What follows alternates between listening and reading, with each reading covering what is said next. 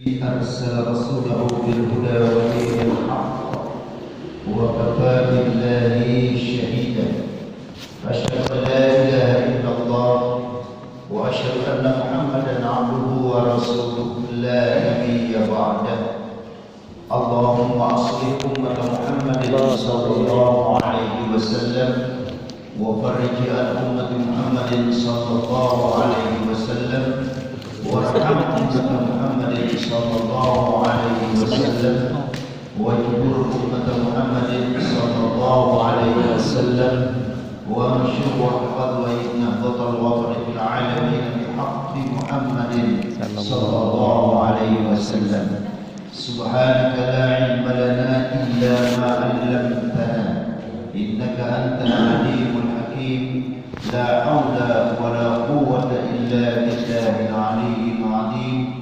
اللهم علمنا ما جهلنا وذكرنا ما نسينا وفهمنا ما لا نفهم وزدنا علما وألحقنا بالصالحين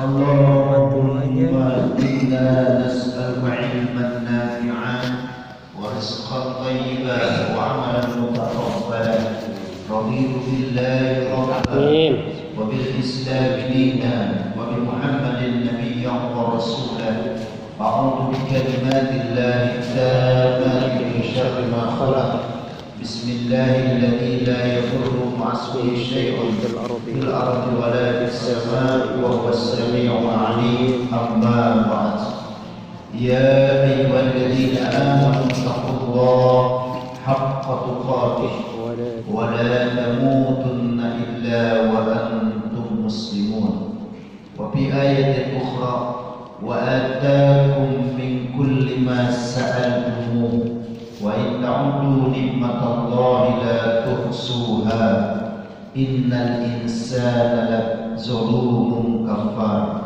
وقال رسول الله صلى الله عليه وسلم يا أيها الناس توبوا إلى الله واستغفروه فإني أتوب في اليوم 100 مرة رواه مسلم صدق الله وصدق رسول الله صلى الله عليه وسلم Hadratil mukarramin wal mukarramat ikhwan dan akhwat segenap jamaah majelis taklim malam Senin Musalla Nurul Iman yang dirahmati dan dimuliakan Allah Subhanahu wa taala.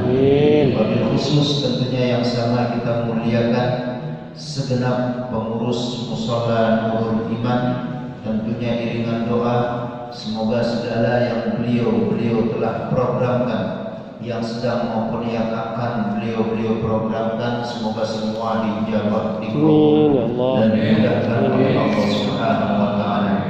Para sesepuh, para orang tua kami dan seluruh jamaah kaum muslimin wal muslimat, hafizakumullah wa rahimakumullah. Kalimat alhamdulillah pertama kali kita panjatkan kehadirat Allah Subhanahu wa taala karena dengan izin Allah pada malam yang istimewa ini kita bisa hadir dalam rangka thalabul ilmi. Semoga hadirnya kita di Musalla Nurul Iman ini Allah Subhanahu wa taala senantiasa memberikan kemudahan dalam segala masalah-masalah yang kita hadapi dan mudah-mudahan Allah berikan kita kesehatan zahir dan batin, Allah turunkan keberkahannya dan bisa berjumpa dengan bulan suci Ramadan. Amin ya rabbal alamin. Salawat dan salam tercurahkan kepada Rasulullah SAW wa ala alihi wa sahbihi wa man tabi'ahu ila yaumil qiyamah.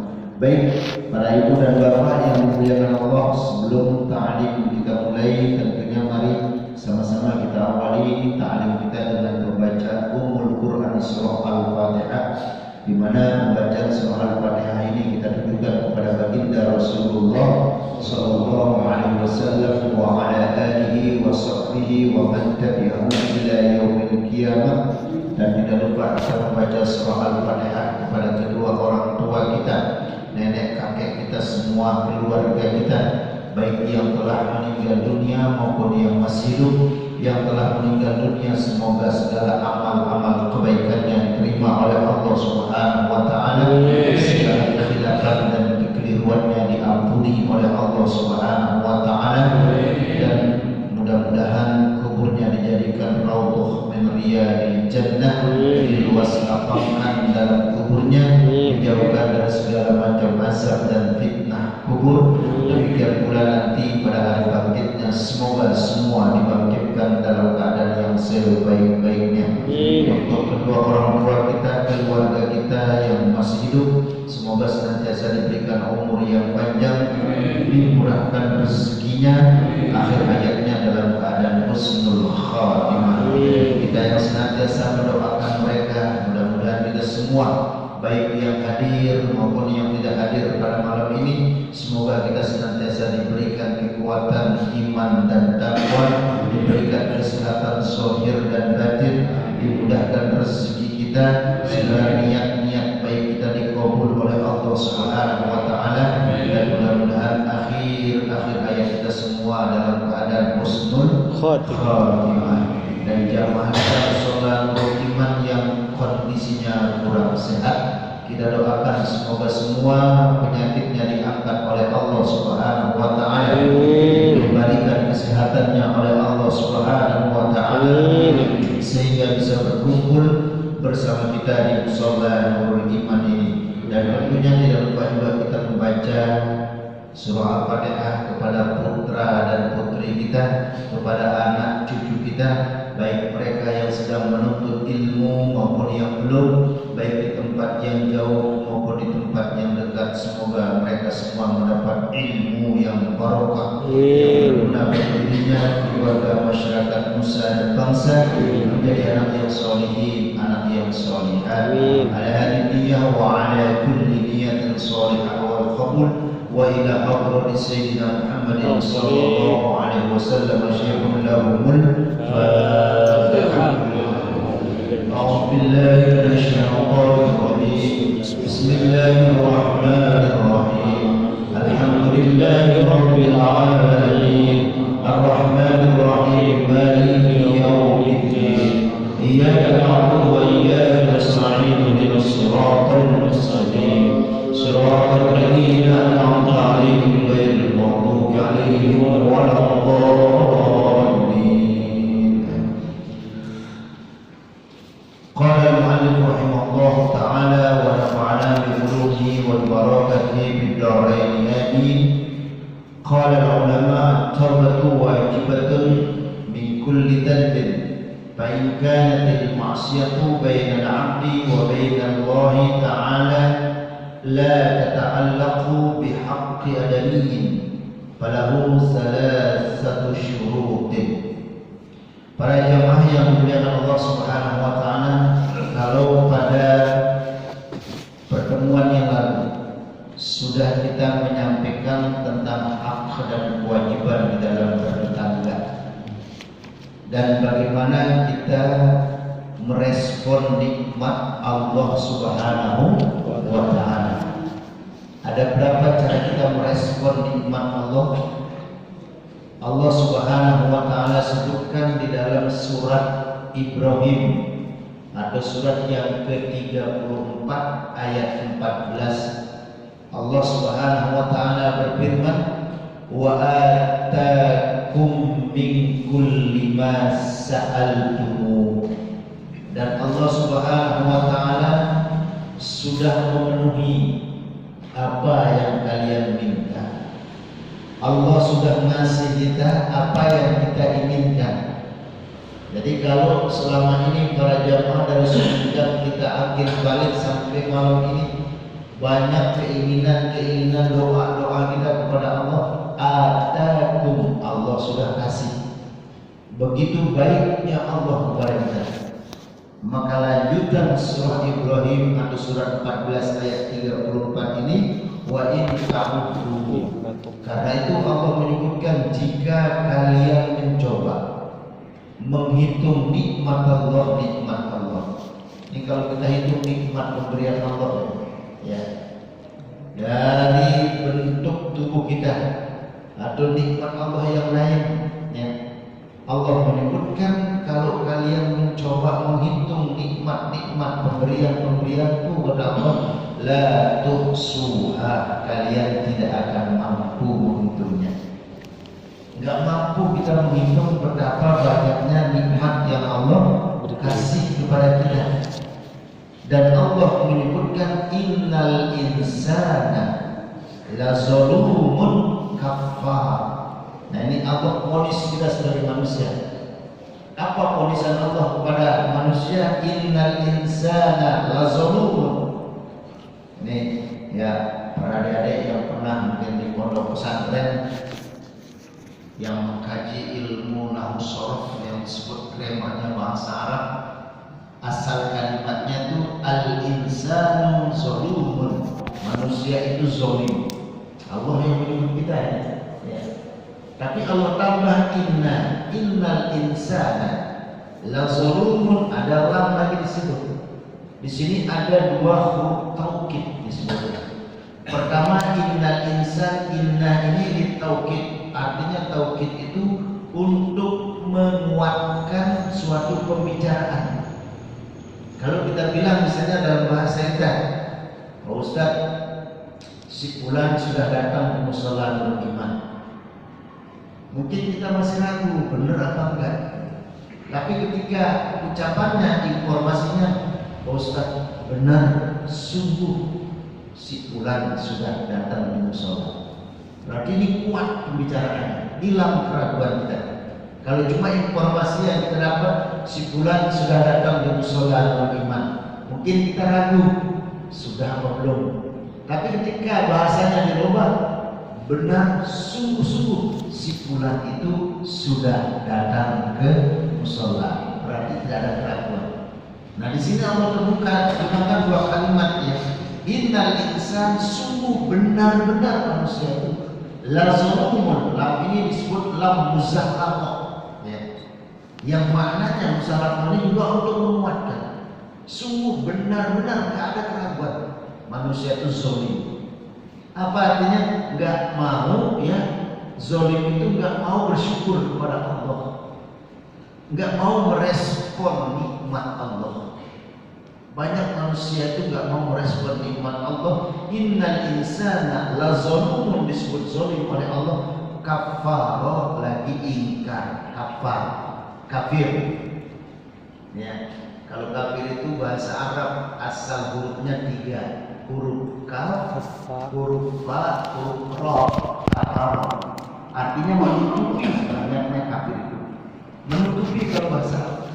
Berarti kafir itu menurut bahasa menutupi, tidak mau mengakui nikmat itu dari Allah. Kafir sekali. Tapi menurut bahasa ya. Dikasih rezeki, oh rezeki dari mana? Oh ini hasil kerja keras saya. Enggak mau mengakui, oh rezeki ini minallah, dari Allah. Sehat minallah, dari Allah. Hadir kita di mushola ini minallah, itu dari Allah semua. Jadi semuanya dari Allah. Kan Allah sebutkan dalam Al-Quran, lillahi ma fis samawati wa ma fil ardh. Lillah, milik Allah apa yang ada di langit dan di bumi. Tubuh kita ini juga milik Allah, enggak ada yang kita punya. Makanya kalau dikasih sehat, sehat itu minallah, dari Allah. Ya. Bahkan berakhirnya nanti akan diambil oleh Allah.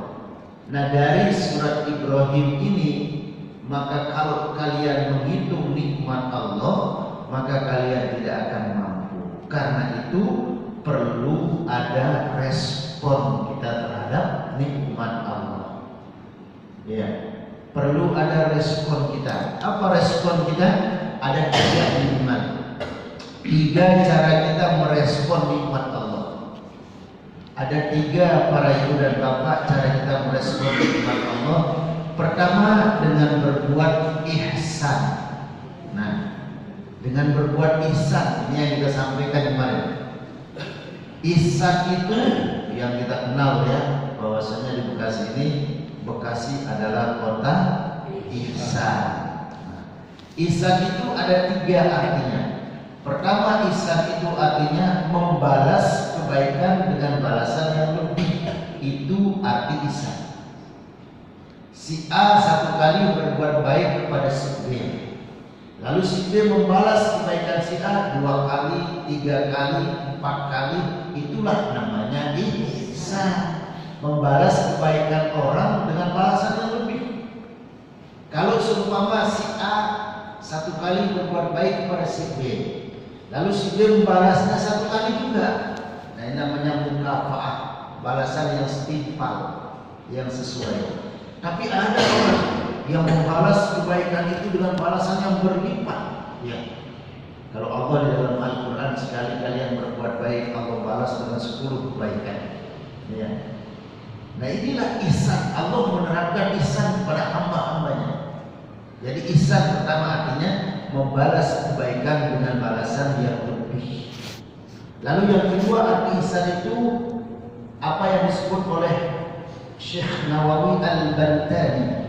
Ya, beliau mengatakan ihsan itu innamal ihsanu, sesungguhnya yang disebut dengan ihsan itu antuhsina ila man asaa ilaika, kamu berbuat baik kepada orang yang berbuat buruk kepadamu. Itu arti ihsan yang kedua. Berarti ihsan ini yang kedua itu apa? Membalas kejahatan atau keburukan orang dengan kebaikan. Nah ini tingkatnya tinggi sudah. Membalas kejahatan atau keburukan dengan kebaikan. Kalau kebaikan kita balas dengan kebaikan, semua mungkin kita bisa mampu. Tapi ketika ada orang yang berbuat buruk pada kita, berbuat jahat pada kita, lalu dibalas dengan kebaikan, nah ini tidak sembarangan. Inilah yang dilakukan oleh baginda Rasulullah Sallallahu Alaihi Wasallam. Nabi itu selalu membalas keburukan orang-orang kafir Quraisy dengan kebaikan. Makanya ini malam yang bersejarah. Kalau disebut ini malamnya peristiwa Isra dan Mi'raj. Luar biasa ini kita malam ini para jamaah ditakdirkan. Jadi malam ini mumpung juga ya, semuanya aktivitas besok semua buat libur. Gunakan kalau bahasa kita pinjam, begadanglah malam ini. Renungkan para jamaah, malam inilah Rasulullah dari Masjidil Haram ke Masjidil Aqsa yang tadinya menerima perintah sholat 50 waktu. Ya, ketemu dengan Nabi Musa, lalu berat wahai Muhammad. Kalau Allah perintahkan umatmu 50 waktu, kapan nyari dunianya? Balik lagi Rasulullah, balik sampai singkat cerita terjadilah 5 waktu yang saat ini. Zuhur, asar, maghrib, isya, subuh. Nah ini kita harus berpikir, oh berarti malam ini adalah malam yang sangat istimewa bagi Rasulullah. Makanya kalau dikaji para jamaah, sebelum Nabi Isra dan Mi'raj itu ada kejadian-kejadian terlebih dahulu, nggak serta-merta. Ada dalam sejarah kejadian-kejadian yang menimpa Nabi itu apa? Pertama terjadi pembaikotan orang-orang Mekah itu dengan keturunan dia suku Quraisy hampir 3 tahun. Keturunan Bani Hashim ini Rasulullah ya nggak boleh berinteraksi, namanya dibaikot ya. 3 tahun nggak boleh berinteraksi dengan orang-orang di sekeliling di kota Mekah. Ya kalau model kita 3 tahun ya begitu bingung. Bukan hanya itu, diteror Rasulullah oleh orang-orang kafir Quraisy. Tidak hanya di situ, dalam kondisi macam itu wafat pembela penyejuk hati Rasul yaitu Khadijah.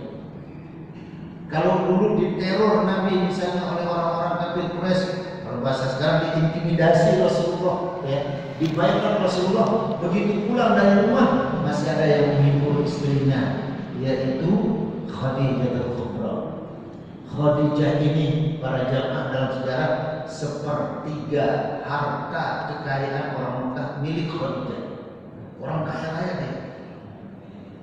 Makanya kalau ada yang macam itu berada orang bijak, orangnya orang kaya.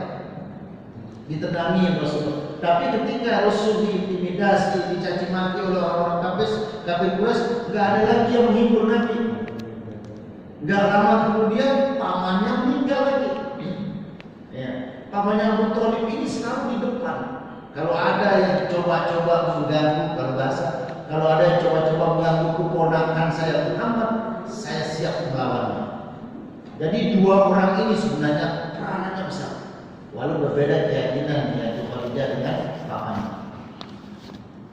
Nah, kondisi semacam ini dua-duanya wafat. Murung Rasulullah sedih. Dibaik dicaci maki. Ini sebelum Isra nanti. Kejadian-kejadian semacam ini membuat bimbang sehingga terjadinya pemboikotan. Rasulullah berdakwah ke Taif. Ya, hampir 80 atau 90 km lah jaraknya dari kota Madinah. Ya. Jalan bersama anak angkatnya yang bernama Zaid bin Sabit dengan Zaid bin Sabit. Nah, ini yang Nabi mau rubah dulu. Zaid bin Sabit anak angkatnya Nabi dari kecil. Nabi mau taruh Zaid bin Muhammad karena dari kecil Nabi ngasuh dia anak angkat gitu. Nah, ini pelajaran bagi kita pada ibu dan bapak. Siapapun misalnya di rumah kita mengangkat ya, kita taruh statusnya dia sebagai anak angkat kita, tetap tidak boleh menggunakan nama kita. Maka turun ya larangan Allah asli, lalu rubah namanya Zaid bin Sabit karena bapaknya Zaid itu namanya Sabit.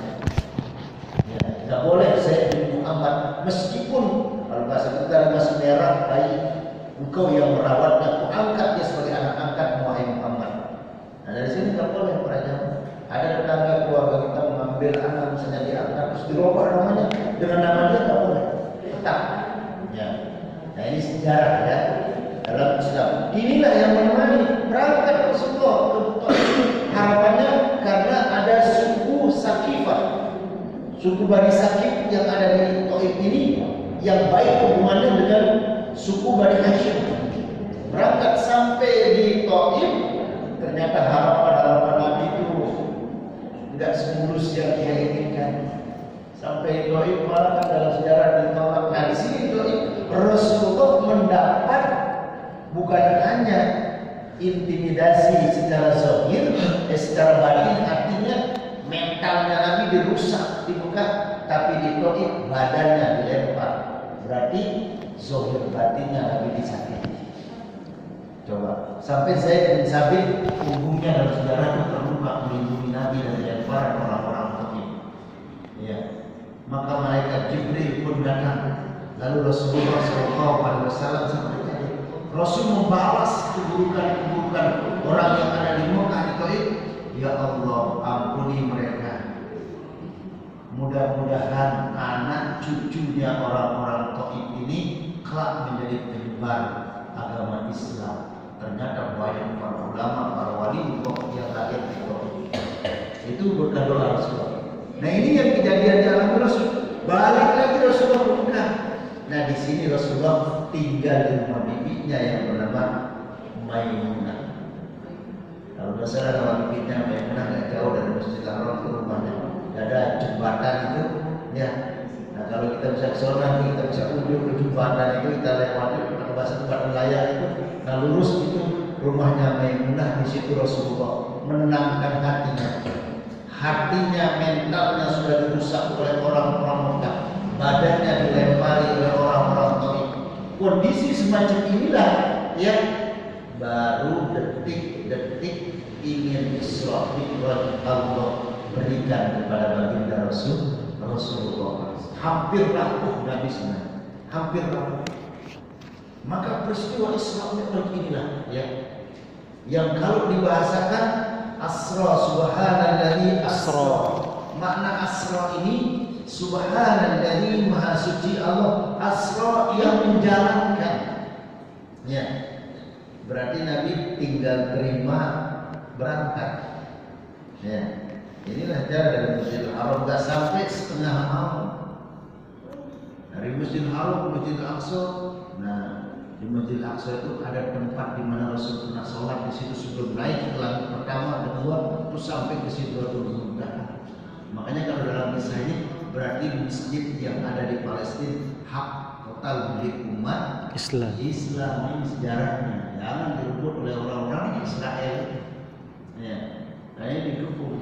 Makanya Nabi nyuruh kita, kalau kalian rihlah safar, sebaik-baik perjalanan musafir itu adalah di 3 tempat: Masjidil Haram, Masjid Nabawi, dan Masjidil Aqsa. Situ Nabi menyebutkan itu. Nah, itulah Nabi terus menerima yang namanya perintah sholat. Ternyata para jamaah, sholat ini yang luar biasa. Malam ini makanya boleh para jamaah. Apakah kita sholat tasbih malam ini, sholat taubat kita?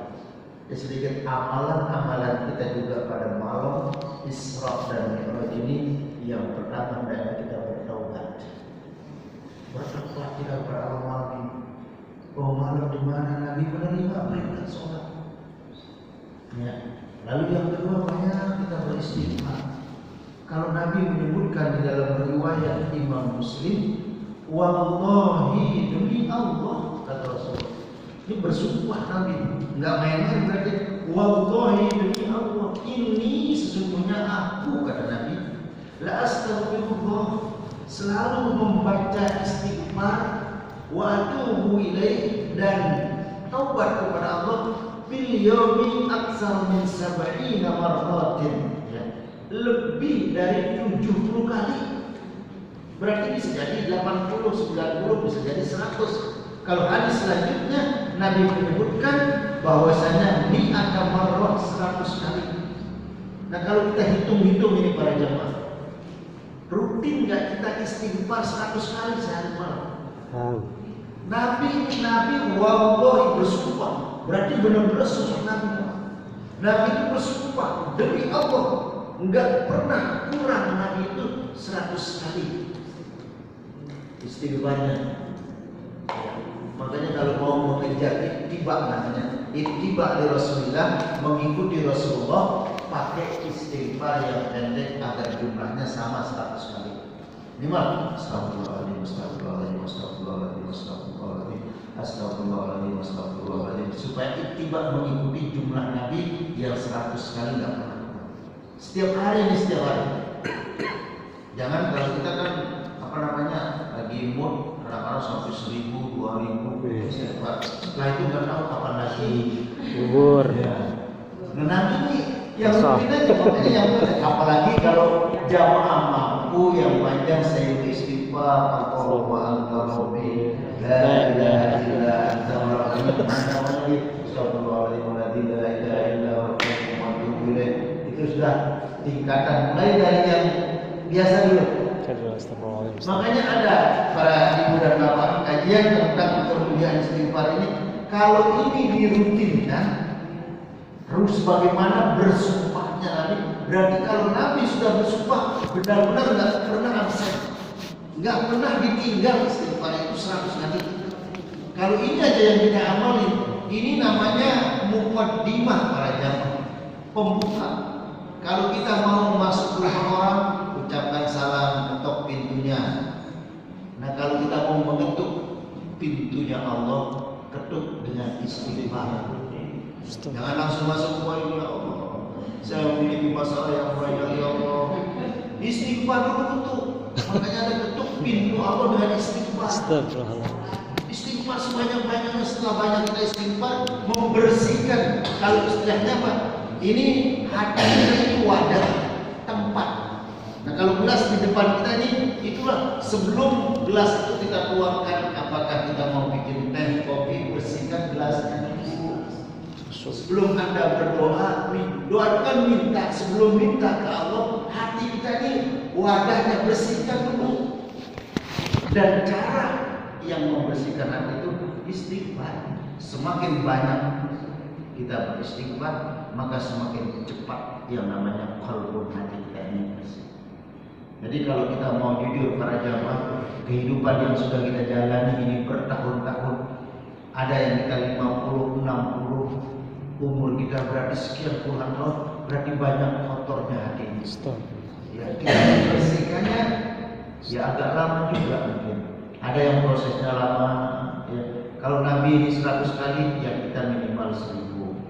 Yang pendek aja yang bisa astagfirullahaladzim. Boleh nggak saya istighfar ini, istighfar itu? Boleh aja, tapi yang gampang aja dulu. Astagfirullahaladzim. Baru nanti beranjak ke zikir-zikir yang lain. Kalau sudah wadahnya bersih, enak. Dan malam ini yang pantas kita zikirkan sesuai dengan ayatnya, subhanalladzi, kalimat tasbih malam ini sebanyak-banyaknya. Zikir malam Isra dan Mi'raj itu sudah subhanallah walhamdulillah wa la ilaha illallah subhanallah walhamdulillah wa la ilaha illallah. Karena ayat Isra dan Mi'raj kalau mulai dari kalimat tasbih. Kalau malam ini bisa 1000, 2000 subhanallah walhamdulillah wa la ilaha illallah subhanallah la ilaha illallah. Tabarukan kepada surat Al-Isra. Subhanalladzi asra bi'abdihi lailan, yang telah menjalankan akil hambanya. Artinya di sini para ulama mufassirin yang disebut dengan hamba di sini yaitu zahir dan batinnya Rasulullah Isra dan Mi'raj. Karena ada yang berpendapat, ada yang mengatakan Nabi itu Isra Mi'raj jasad atau dengan ruh, dua-duanya, dengan jasad dan ruhnya. Nah, ketika Nabi menerima perintah sholat selesai itu tenang Nabi. Nah, seakan dapatnya energi baru. Artinya perintah sholat itu membuat kita tenang. Nah ini jadi subhanallah wa la ilaha illallah. Lailan minal masjidil haram minal masjidil aqsa minal masjidil aqsa jadi barakna haula. Allah sudah berkahi di sekeliling. Masjidil Haram itu masjid yang Allah sudah berkahi di sekeliling. Ya kan? Linuriyahu, tujuan Allah menampakkan kekuasaannya. Innahu was-sami'ul basir. Nah, ini yang kedua zikirnya. Kalau ayat ini ya sami'u ya basir.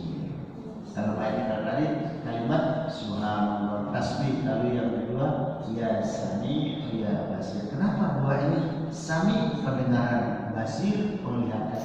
Kalau dua-duanya ini fungsinya para jamaah.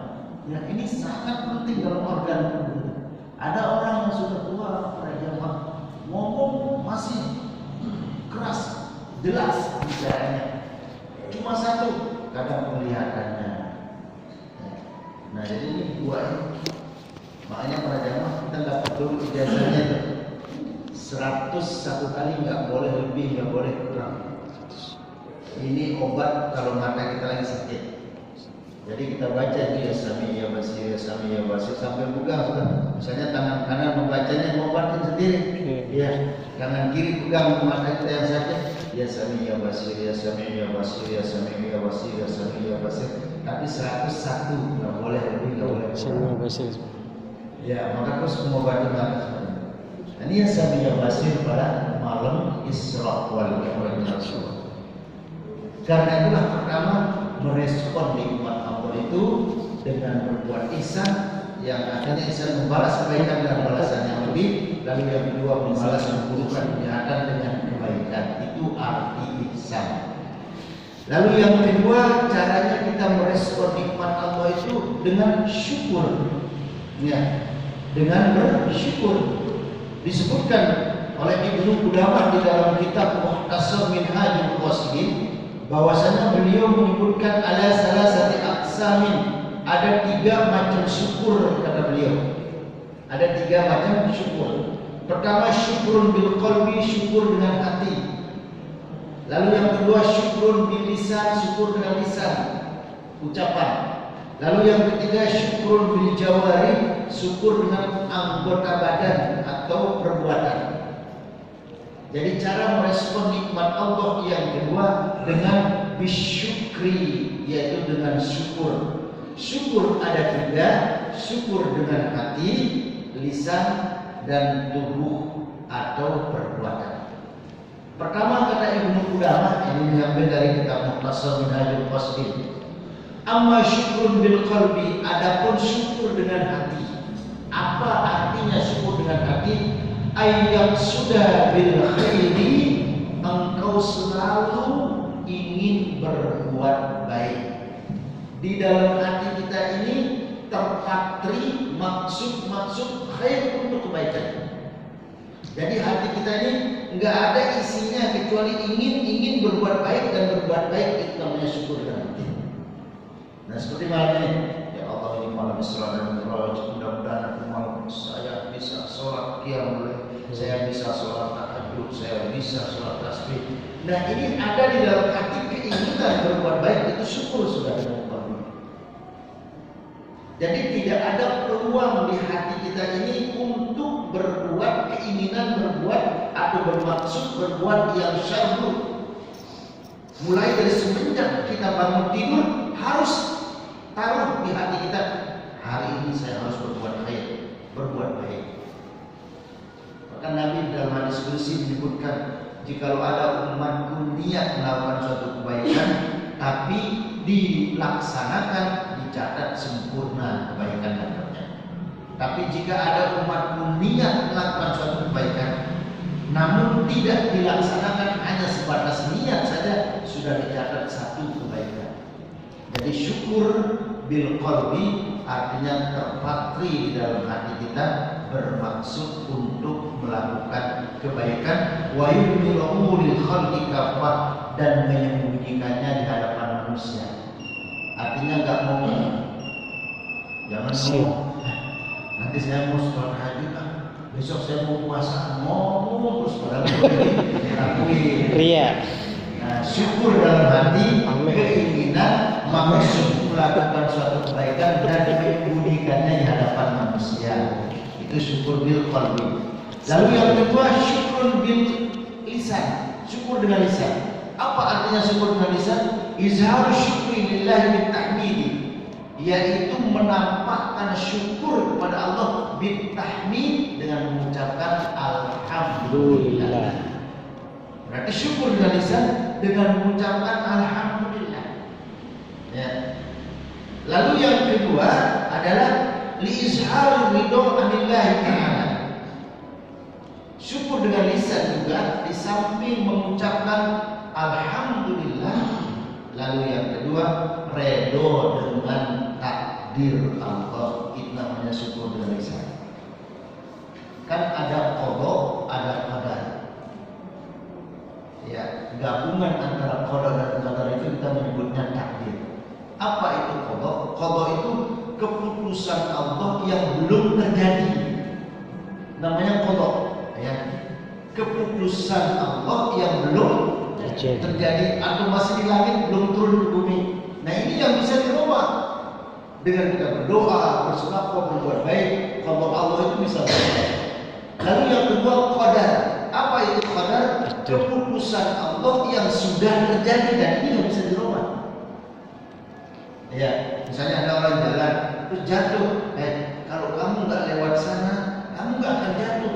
Nah, kalau sudah terjadi nggak boleh ngomong gitu. Itulah yang disebut dengan takdir. Taruh gelas di samping di sini Pak, terus jatuh. Coba kamu taruh di tengah, jangan taruh di pinggir.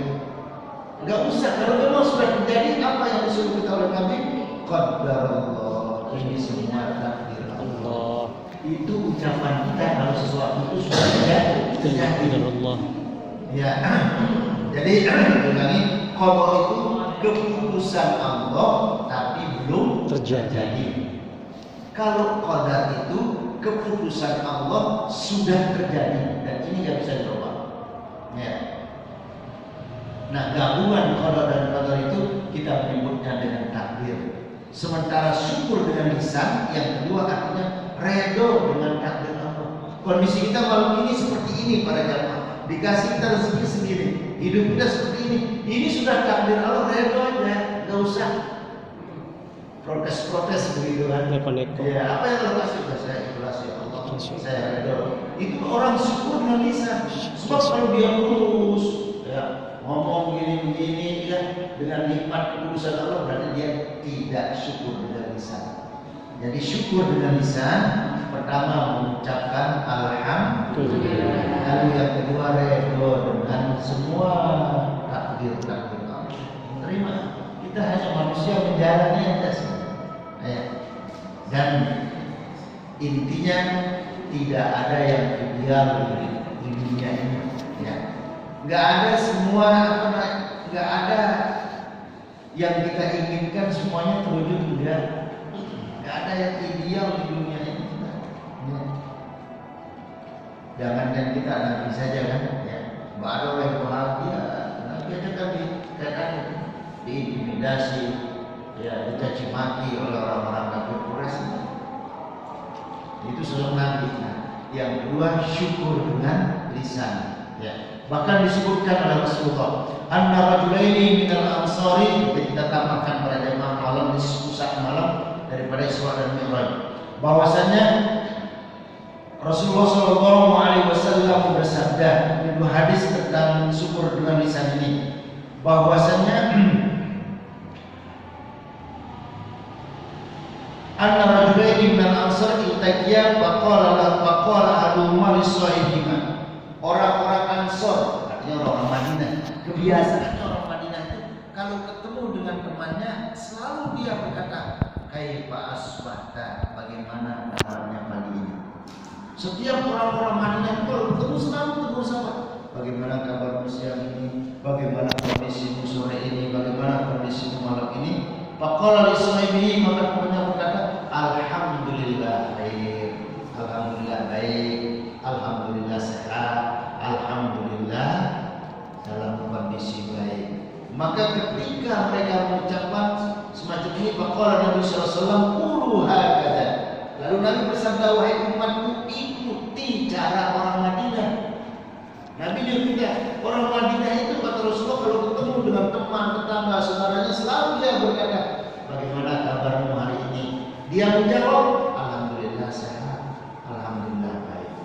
Itu alhamdulillahnya lisan itu syukur dengan lisan. Lalu yang kedua, anna rajulan sallama ala Umar bin Khattab radhiyallahu anhu faradda alaihi. Umar bin Khattab, sahabat, kalau ketemu dengan Umar bin Khattab, wahai Umar bin Khattab, assalamualaikum warahmatullahi. Lalu dijawab oleh Umar bin Khattab. Setelah dijawab, bertanya sahabat, bagaimana kabarmu, bagaimana kondisimu? Lalu dia menjawab, alhamdulillah baik, alhamdulillah sehat. Nah, dua hadis ini para jamaah. Pertama, kalau orang Madinah itu Nabi menyebutnya dia enggak mengucap salam kalau ketemu. Dan konteks hadis kita berpikir tadi. Lalu yang kedua, kalau ada sahabat ketemu dengan Umar bin Khattab, salam dulu, assalamualaikum warahmatullahi wabarakatuh. Baru nanya, bagaimana kabar? Bagaimana kita menyikapi dua hadis ini para jamaah? Kalau ada saudara teman kita enggak mengucap salam, lalu dia bertanya, bagaimana kabarnya, bagaimana kondisinya, alhamdulillah sehat, itu ada dalilnya. Kalau ada yang mengucap assalamualaikum, bagaimana kabarnya, bagaimana kabarnya, alhamdulillah sehat, itu juga ada dalilnya. Jadi nambah ilmu kita, enggak serta-merta kita menyalahkan seseorang. Bahkan hadis yang kedua ini dikuatkan bahwasanya Rasulullah bersabda, inna rajula idza sallama ala rajuli. Apabila ada seseorang ketemu dengan seorang, kita ketemu dengan teman tetangga saudara kita, lalu kita mengucapkan assalamualaikum, bagaimana kabarmu, bagaimana kondisimu, lalu dia mengucap alhamdulillah baik. Tapi ucap alhamdulillah dulu. Kalau ada orang yang nanya, bagaimana kabarmu? Baik. Bagaimana kabarmu? Sehat. Nah, ini udah syukur dengan lisan. Ya, boleh dia nanya bagaimana kabarnya, tapi jawabnya alhamdulillah. Jangan dihilangin, harus alhamdulillah baik. Sebab kalau dia jawab bagaimana kabarmu, baik. Bagaimana kabarmu, sehat. Ini orang lagi marah, bete. Iya, lagi bete. Harus alhamdulillah. Nah, ini disebutkan oleh Rasulullah, apabila ada orang bertemu dengan sahabat temannya, dia mengucap salam, yaqulul malakul ladzi aysarihi alladzi ayyaminihi, maka malaikat yang ada di kanan kiri kita, malaikat raqib dan atid, ngobrol. Ini sebulan kalau ketemu sama temannya mengucap salam terus, lalu dia nanyain kondisi temannya, lalu dia bertanya tentang kabar temannya, lalu kita tulis apa ini? Ngobrol dia di malaikat raqib dan atid. Pokoknya ini malam kita ketemu sama teman, misalnya yang di luar, ya, ketemu dengan teman, assalamualaikum warahmatullahi wabarakatuh, gimana kabar? Nah, malaikat ini diskusi, kalau bahasa kita diskusi, kita Kita mau tulis apa ini? Mereka menjawab, "Uktubhu minal abidin." Udah tulis saja. Dia adalah umat Rasul yang banyak bertahmid, memuji Allah. Tulis dia adalah umat Nabi yang banyak mengucap Alhamdulillah, Alhamdulillah. Nah sekarang para jamaah, belum sanggup kita zikir Alhamdulillah 5.000. Belum sanggup kita zikir Alhamdulillah 10.000. Belum sanggup kita zikir Alhamdulillah, Alhamdulillah 50.000. Kalau kita belum sanggup, caranya ada sih. Setiap ketemu sama teman, Assalamualaikum warahmatullahi wabarakatuh. Bagaimana kabarnya? Jawabnya Alhamdulillah. Maka dicatat oleh malaikat rakib dan atid, ini adalah umat Nabi yang paling banyak dizikirkan Alhamdulillah. Jadi syukur yang kedua dengan lisan. Lalu syukur yang ketiga bil jawarih, dengan anggota badan. Apa maksudnya syukur dengan anggota badan? Menggunakan istimalu ala ni'amillah fi taatillah. Menggunakan semua nikmat Allah untuk taat kepada Allah. Namanya syukur anggota badan. Ya, menggunakan semuanya untuk taat. Dikasih rezeki taat, dikasih sehat ini untuk taat kepada Allah. Gak usah digunakan untuk maksiat, kita namanya syukur dengan jawari. Nah lalu yang ketiga, yang terakhir, cara kita merespon nikmat Allah, kembali kepada surat Al-Kautsar, inna a'tainakal kautsar fasholli lirabbika. Cara merespon nikmat Allah dalam Al-Kautsar ini, inna, sesungguhnya kami a'tainaka, telah memberikan kepada Muhammad al-Kautsar, Kautsar. Makna Kautsar ini dua. Pertama, Kautsar itu artinya sungai atau telaga yang ada di surga. Nabi kasih Nabi oleh Allah Subhanahu wa taala. Dalam satu riwayat Rasul menyebutkan, kalau kita ngambil air pakai apa itu? Gayung. Satu hadis Rasul sebutkan jumlah gayung yang Rasulullah siapkan untuk umatnya ngambil air di Al-Kautsar itu kan nujum sebanyak bintang di langit. Ya Allah, mudah-mudahan masuk surga yang bisa punya gayung mengambil air di Al-Kautsar. Jadi Al-Kautsar, inna a'tainaka al-Kautsar. Kautsar di sini maknanya telaga sungai Allah berikan kepada Rasulullah. Dan Nabi siapkan sebanyak bintang di langit gayung untuk umatnya ngambil air di sini. Itu arti Kautsar pertama. Lalu yang kedua, Kautsar itu maknanya air nikmatillah, nikmat Allah. Berarti artinya apa? Sungguh inna a'tainakal kautsar, sungguh kami telah memberikan kamu banyak nikmat. Berarti banyak nikmat Allah kasih. Respon nikmat Allah. Bagaimana caranya kita merespon nikmat Allah? Pertama, fasholli, dengan sholat. Jadi ini malam ini dengan sholat caranya respon kepada Allah. Kalau sholat 5 waktu, dan lazim, nggak boleh wajib itu. Ya, tambah qobliyah, ba'diyah, ya, terus tambah duhanya, taubatnya, tasbihnya, qiyamul lailnya.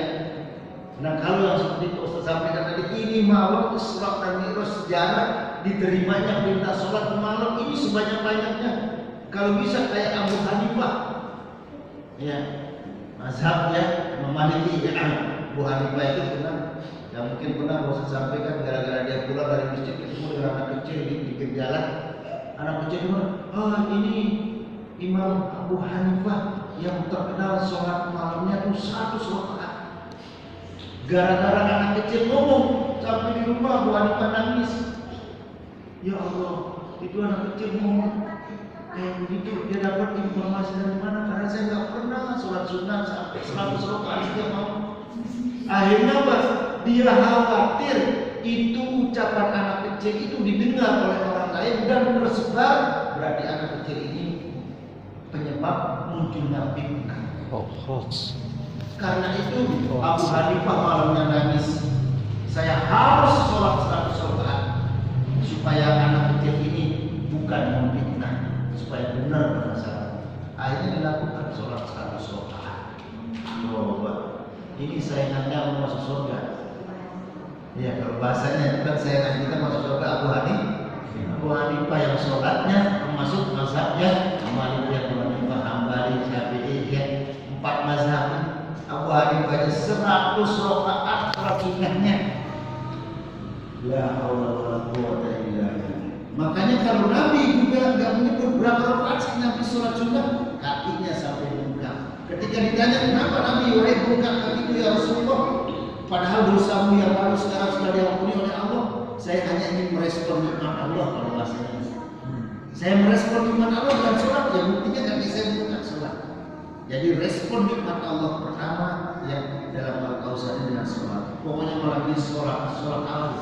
Ya. Bahkan tadi dengan perintah sholat selesai sholat Rasulullah tenang. Ya. Lalu yang kedua wanhar, yaitu berkurban.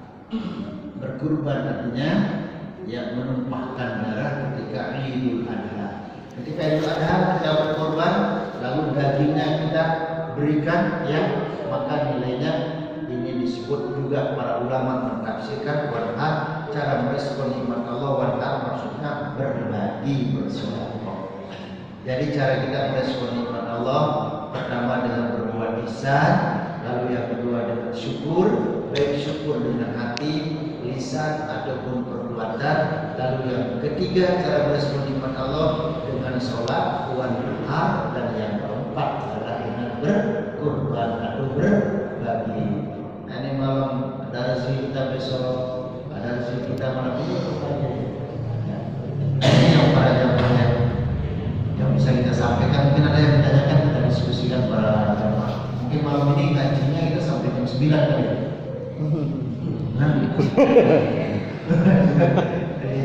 Baik, ada yang ditanyakan? Ya. Seperti Assalamualaikum warahmatullahi Waalaikumsalam. Ustaz terangkan tadi bahwa perintah Rasulullah untuk Isra dan Mi'rajnya sebelumnya itu turunnya perintah sholat. Ya.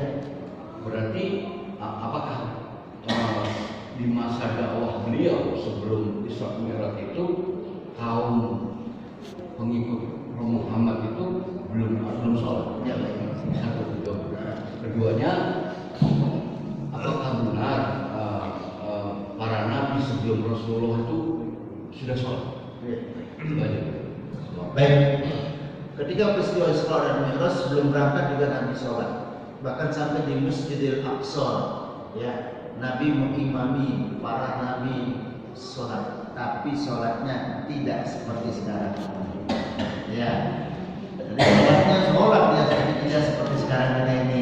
Sudah, makanya datangnya Rasulullah sebagaimana ada kitab Taurat, Injil, ya kita boleh. Tapi ketika sudah Al-Quran, semua yang ada di Taurat, Injil ada di dalam Al-Quran, maka itu sudah kita pakai. Hanya meyakini sebagai umat Rasulullah harus yakin kitab Taurat, Injil dan Zabur.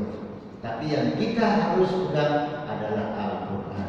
Meyakini dari Nabi Adam sampai Nabi Isa, ya. Semua para nabi itu adalah sholat, tapi sekarang tidak seperti sholat yang Nabi perintahkan kita 5 waktu. Jadi kita menyanyi sholat sekarang, ya. Allahu a'lam bishawab. Baik, ada lagi? Kasih yang kedua belum dijawab. Ya, itu para nabi sholat ya, jadi Ya. makanya definisi daripada sholat itu yang bisa jadi dulu.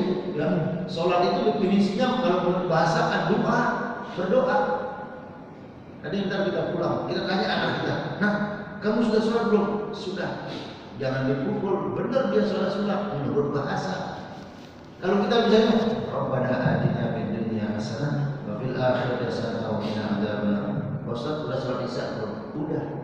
Menurut bahasa. Karena setiap kita berdoa itu doa, sholat menurut bahasa artinya berdoa. Setiap kita berdoa berarti kita bersolat.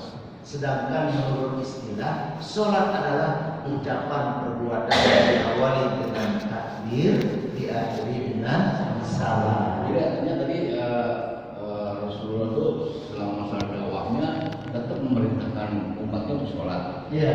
Tapi tidak seperti ini. Tidak seperti ini. Tidak seperti ini. Sebelum kalau belum perintah sholat itu ditinggalkan sebelum ya baginda Nabi, para sahabat juga khusus kepada baginda Rasulullah.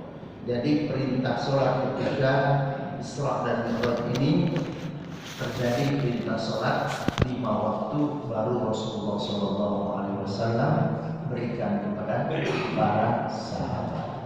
Masih batas keyakinan belum mempondasikan, makanya dakwah Rasul itu kan memang tentang siapa yang menciptakan dunia ini, bagaimana tauhid akidah, supaya mereka meninggalkan Lata Uzza. Mereka meninggalkan yang namanya bertauhid dulu. Nah, baru makanya sholat itu adalah rukun yang kedua. Yang pertama rukun mana? Syahadat asyhadu an la ilaha illallah wa asyhadu anna Muhammadar Rasulullah. Jadi nggak ada artinya sholat, zakat, puasa kalau tidak beriman. Iman dulu, dipondasikan iman. Ya. Baik para jamaah yang dirahmati dan dimuliakan Allah Subhanahu wa taala. Insyaallah para jamaah mungkin nanti kita mendengar keputusan dari pengurus ya. Biasanya kita tawakuf penutupannya itu pas berbarengan dengan nisfu. Lalu sekarang 27 berarti tinggal 12 hari lagi nisfu. Ya. Nanti para nisfu itulah para jamaah dihimbau kita sholat maghrib berjamaah, langsung kita sholat tasbih. Ya. Karena biasanya kalau nisfu itu bisa sholat tasbih. Kalau pergantian tahun baru Islam baru kita baca surah ya. Nanti kalau kita informasikan, tapi kita melihat keputusan daripada pengurus musola ini disebar. Jadi dirolanya. Jadi kita baca yasinnya dari nisfu. Ya. Kalau surat tasbih nanti kita salat. Ya pokoknya kalau yasin atau surat tasbihnya nanti mungkin apa namanya lah keputusan pengurus. Tadi kan kalau surat yasin itu malam tahun baru Islam. Iya. Jadi salat tasbih. Iya. Kalau tahun yang lalu dibaca semua orang. Kalau tahun yang lalu sebanyak itu, cuma sekarang ini kan kita melihat bagaimana yang di-share oleh pengurus pas nisfu Sya'ban itu, ya apa yang kita baca, apakah kita sholat tasbih, apa nanti kita mendengar dari pengurus musola dan iman. Ya. Nah yang terpenting para jemaah khusus kepada para ibu, ya di malam 27 mungkin ada masih memiliki hutang puasa di bulan Ramadan, segera tuntaskan. Ya. Puasa-puasanya yang mungkin tinggal sehari, 2 hari atau berapa, supaya jangan nanti belum bayar hutang puasanya. Yang mudah-mudahan sekali lagi Allah berikan kita kesehatan yang sempurna, Allah berikan kita kekuatan iman takwa, dan bisa berjumpa dengan bulan suci Ramadan. Terima kasih segala perhatian, mohon maaf atas segala kekhilafan dan kekeliruan yang benar adalah dari Allah, yang salah kelemahan kami secara pribadi. Mari sama-sama kita tutup ta'lim kita dengan pembacaan Rifa'atul Majalis. Subhanallahumma wa bihamdika asyhadu an la ilaha illa anta astaghfiruka wa atubu ilaik. Wa rahmatullahi wa barakatuh. Sabilir rasyad. Assalamualaikum warahmatullahi taala wabarakatuh. Waalaikumsalam warahmatullahi wabarakatuh.